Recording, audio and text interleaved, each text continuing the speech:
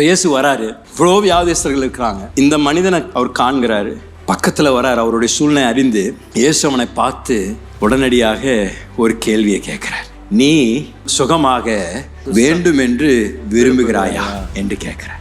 என்னங்க இப்படி கேள்வி? அவன் தான் அவ்வளோ ஒரு துக்கத்தின் இடத்துல வியாதியின் மத்தியில் அமர்ந்து கொண்டிருந்த மனிதன் ஆண்டவர் எல்லாவற்றையும் அறிந்து அவனை கண்டு பக்கத்துல வந்து இப்படிப்பட்ட ஒரு கேள்வி கேட்கிறார். நான் எப்பொழுதும் சொல்ற மாதிரி, இயேசு ஒரு கேள்வியை கேட்பார் என்றால் அவருக்கு பதில் தெரியாத நிமித்தம் அவர் கேள்வியை கேட்பதில்லை. அவர் எல்லாம் அறிந்திருக்கின்றார், சர்வ ஞானி. அவருக்கு தெரியாதது ஒன்றும் இல்லை. அவர் எதற்கு அந்த கேள்வி கேட்கிறார்னா, அந்த கேட்கின்றவர்கள் அந்த கேள்வியை கொண்டு தங்களை தாங்களே ஆராய்ந்து பார்த்து அந்த கேள்விக்கு ஒரு பதில் தர அவர் விரும்புகின்றார். அப்படின்னா ஆண்டவர் கேட்கிறாரு, ஏய், நீ உண்மையா சுகமாக விரும்புகிறாயா அப்படின்னு கேட்கிறார். என்ன அர்த்தம்னா, நீ இருக்கிற இடம், நீ தேடுகின்றது நம்பிக்கையற்ற காரியங்கள்ப்பா.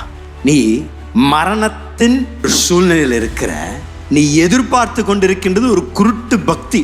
ஏதோடு நடக்கும் என்று எதிர்பார்த்து கொண்டிருக்கின்ற நீ உண்மையாக சுகமாக விரும்பினாய் என்றால் நீ தேட வேண்டியது சத்தியத்தை தேடணும். யார் உன்னை குணமாக்குவாரோ அவரை தேடணும். ஆனா நீ உட்கார்ந்திருக்கிற இடமும் நீ தேடுகின்றதும் ஒரு நம்பிக்கையற்ற ஒரு இடத்தில் உட்கார்ந்து கொண்டு ஒரு குருட்டு பக்தியினால் சொல்லப்படுகின்ற காரியம் நடக்கும் என்று எதிர்பார்த்துட்டு இருக்கிற உனக்கு உண்மையா சுகம் வேணுமா என்று ஆண்டவர் கேட்கிறார். இது இன்னும் விளக்கணும்னா, உதாரணமா நான் சொல்றேன். உங்களுடைய வீட்டிலேருந்து நீங்கள் வெளியே வரீங்க, உங்கள் பக்கத்து வீட்டுக்காரங்க பாத்திரம் கழுவுறாங்க. ஆனால் அவங்க பாத்திரம் கழுவும் பொழுது என்ன பண்ணுறாங்கன்னா, டிச்சில் அவங்க பாத்திரத்தை கழுவுறாங்க. டிச்சிலேருந்து தண்ணி எடுத்து அலாசி திருப்பியும் போட்டு சுத்தப்படுறாங்க. நீங்கள் அவங்க பக்கத்தில் நடக்கும் பொழுது அவங்கள பார்த்து கேட்குறீங்க, ஏங்க இந்த பாத்திரத்தை சுத்தம் பண்ண விரும்புறீங்களா இல்லையா?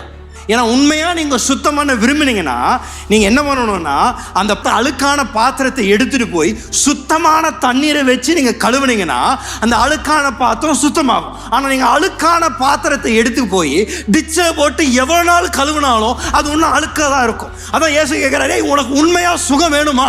அப்படின்னா நீ உனக்கு உண்மையாக சுகம் வேணும்னா நீ இருக்கிற இடத்துல நீ இருந்தீங்கன்னா உனக்கு சுகம் கிடைக்காது. நீ தேடுகிறதை தேடினா உனக்கு சுகம் வராது.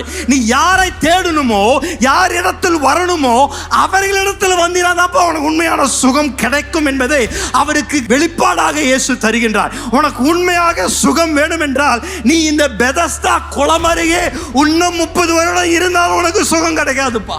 இன்னும் நீ 10 மலை ஏறினாலும் உனக்கு சுகம் கிடைக்காது. 10 இடத்துக்கு போய் எப்படி வேண்டுதல் கொடுத்தாலும் உனக்கு சுகம் கிடைக்காது.